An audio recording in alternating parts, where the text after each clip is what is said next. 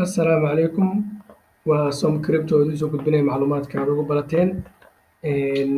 maalmahan waxaan ku maqnaa Afrika marka sidaas darteed ayaan ugu soo gudbinayaa macluumaad iga raali noqda insha Allah waxaan rajeynayaa meeshayni inaan kasii wadno macluumaadka bangiyada oo ka baqaya Bitcoin iyo sababta ay ugu baqayaan ayaan maanta ka hadlaynaa iyo dhibaatada ay Bitcoin ku keeni karto bangiyada waxay uga baqayaan Bitcoin in uu qaato shaqada ay qaban jireen bangiyada ayay uga baqayaan bangiyada sababtaas ayay uga baqayaan marka waxay ku keeni kartaa qiimaha Bitcoin in hoos u dhac aad iyo aad u weyn uu ku yimaado oo Bitcoin uu tago qiimo aad u hooseeyo isagoo hadda la kala siisanaya $33,700 dadkiina ku jira Bitcoin ama hadda Bitcoin haysta amaba ku cusubba waa muhiim inaad ogaatiin wax walba oo dhaqaalaha adduunka dhib u keeni karo waxay isku dayayaan bangiyada inay hor istaagaan wax shakiyana kuma jiro inay awood kasta ay isticmaalaan ay soo adeegsadaan bangiyada taasi oo keeni doonto Bitcoin inuu suuqa ka baxo laakiin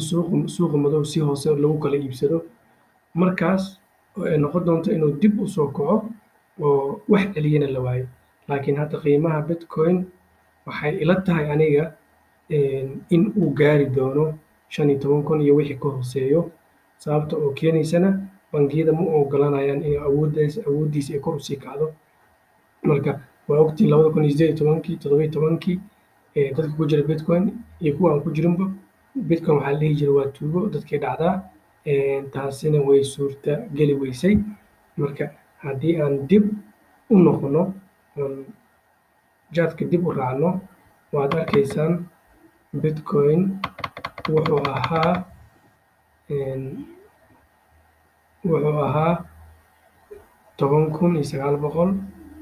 10,900 haddana wuu ka tegey wuxuu tegey 18,000 intuu tegay ayuu haddana 6,000 tegay marka mar walba oo qiimihiisa hoos u dhac ku yimaado waxaa bata khasaaradiisa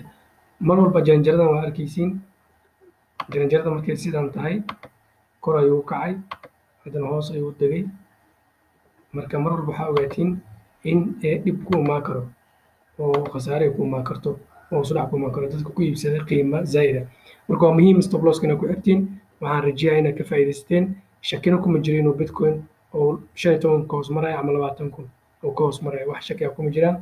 marka intaas ayaan kusoo koobinaa assalaamu calaykum waraxmatullaahi wabarakaatu